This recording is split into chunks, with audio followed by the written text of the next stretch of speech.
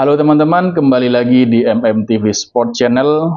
Apa kabar teman-teman semua? Semoga selalu diberi kesehatan dimanapun teman-teman berada.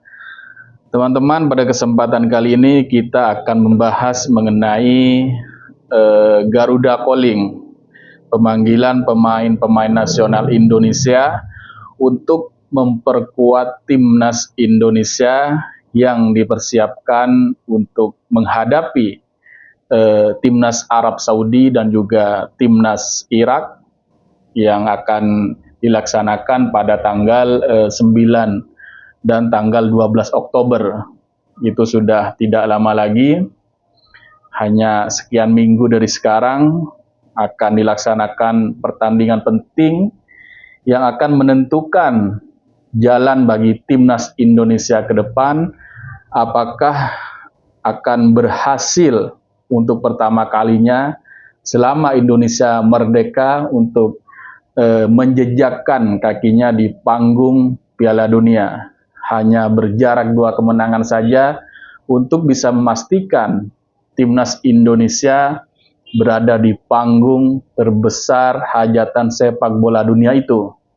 Nah, bersamaan dengan itu PSSI telah mengumumkan melalui berbagai kanal media yang PSSI miliki, ada 28 pemain yang dipanggil oleh Coach Patrick Kluivert.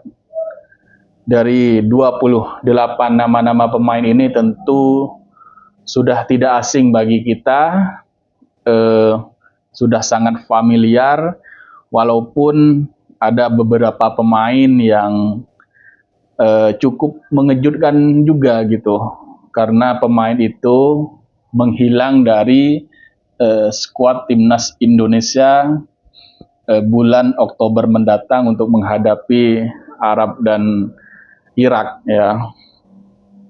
Nah, meski begitu ada juga pemain yang sudah lama kita nanti-nantikan untuk kembali berseragam timnas Indonesia setelah cedera yang ia alami cukup lama. Ole Romeni akhirnya bisa comeback kembali dan kemungkinan besar akan menjadi penyerang utama di lini depan timnas Indonesia. Namun tantangannya adalah apakah Ole Romeni mampu untuk menjadi eksekutor handal bagi timnas Indonesia setelah lama menderita cedera dan juga sudah lama sekali tidak merumput di kompetisi yang cukup kompetitif karena harus istirahat. Oke, langsung saja kita bacakan beberapa nama pemain yang sudah dipanggil. Di posisi kiper ada 3 pemain. Nomor 1 ada Emil Audero. Ini sepertinya juga akan menjadi kiper nomor 1 timnas Indonesia, karena kita tahu penampilan Emil sejauh ini cukup konsisten. Ada Martin Pas yang juga baru pulih dari cedera setelah di kesempatan yang lalu di FIFA Matchday ketika timnas Indonesia menghadapi Cina Taipei dan juga menghadapi Lebanon. Martin Pas menghilang karena harus sembuh dulu dari cederanya.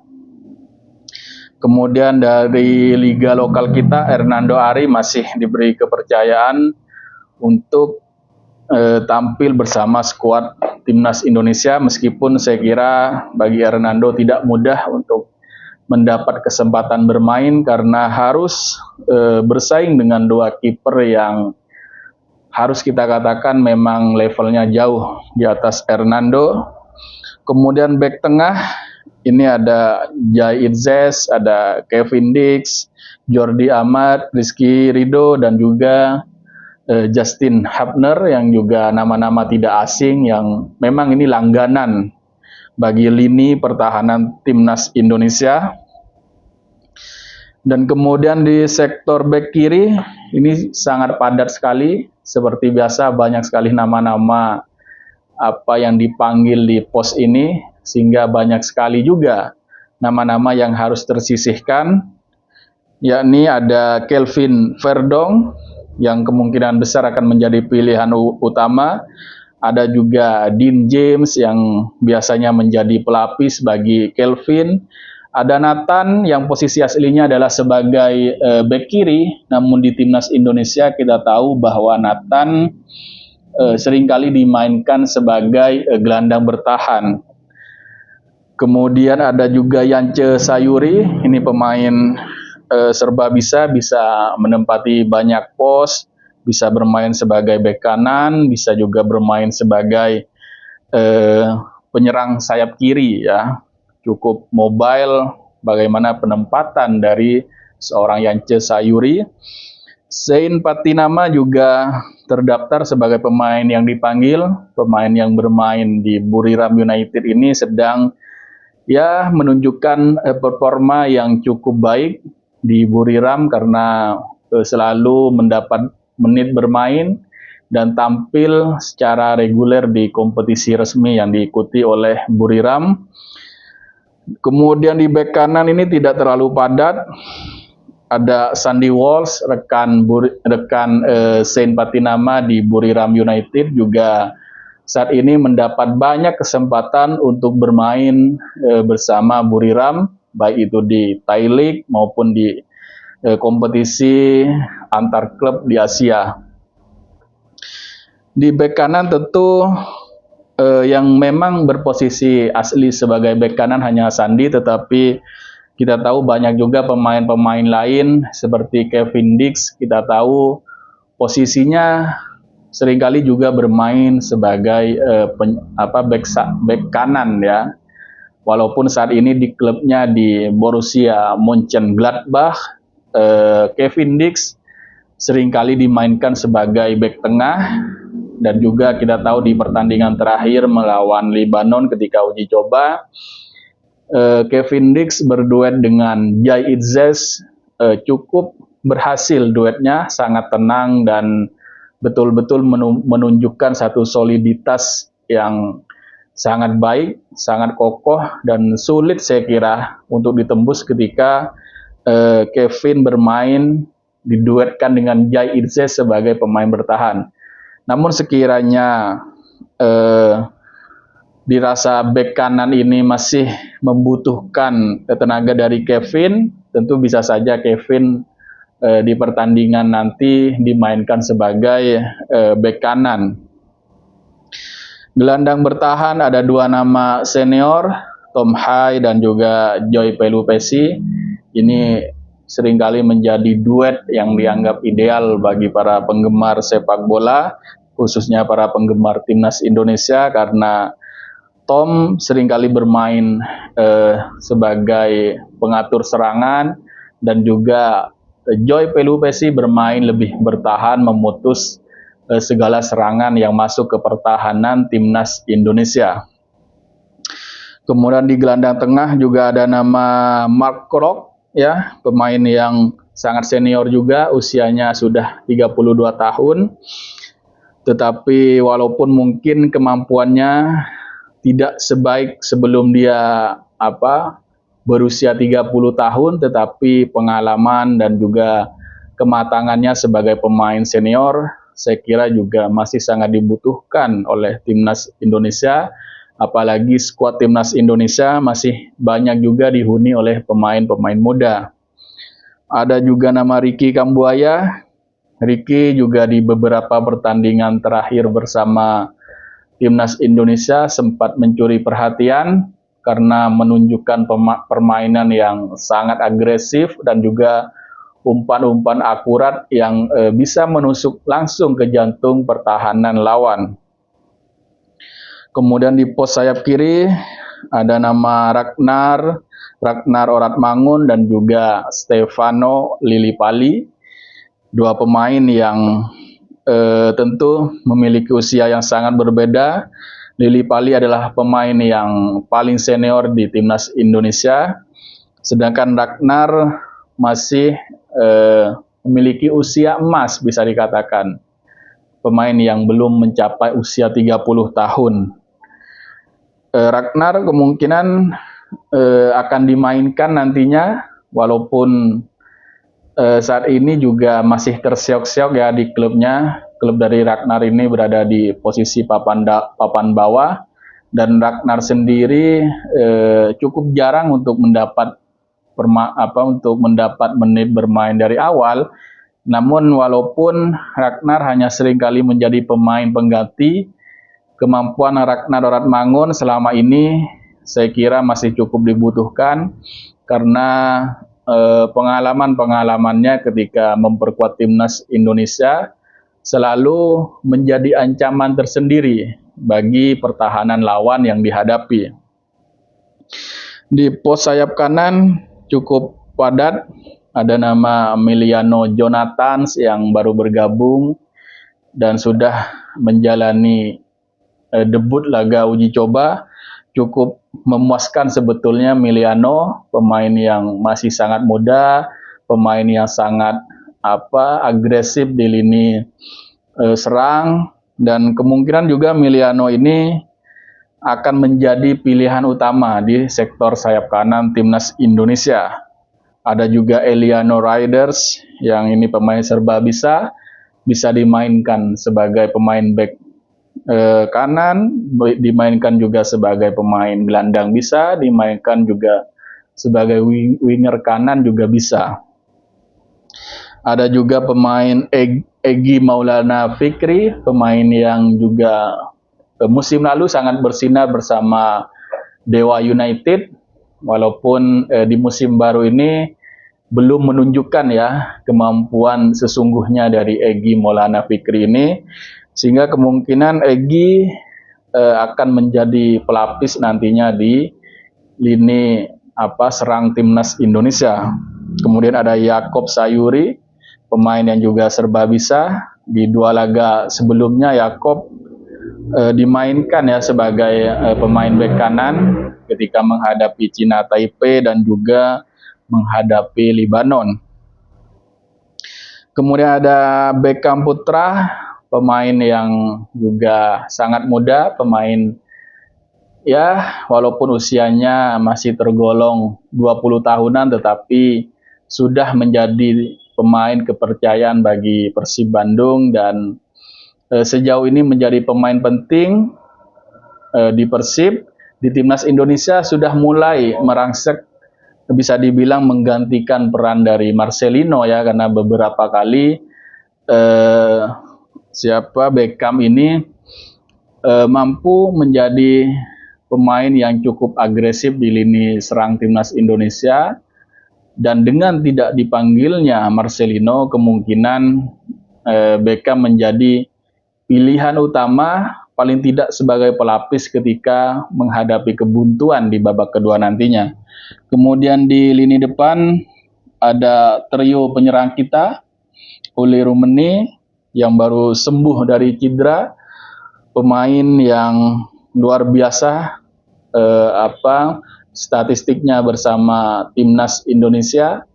4 kali bermain, Ole sudah menciptakan 3 gol, yang bisa dikatakan bahwa presentase mencetak golnya itu 75% bersama timnas Indonesia.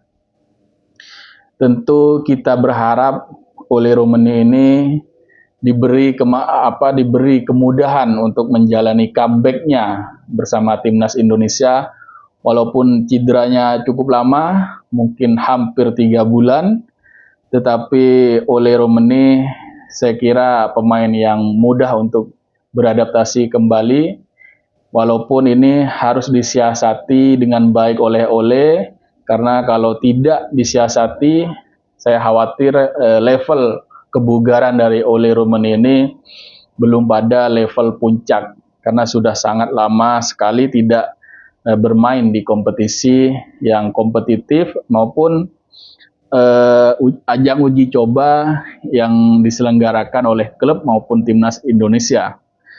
Kemudian ada Mauro Zylstra, pemain muda kita yang juga sudah melakoni debut.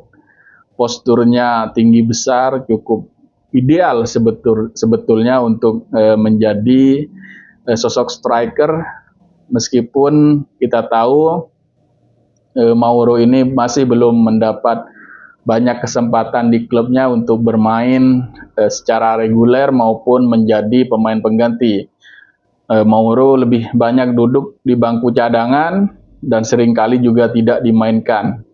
Itu menjadi tantangan bagi Mauro untuk menjadi striker timnas Indonesia karena kemampuannya di klub FC Volendam, di klub seniornya masih belum bisa dilihat, maka kemampuannya untuk bermain bersama timnas Indonesia juga masih sedikit diragukan.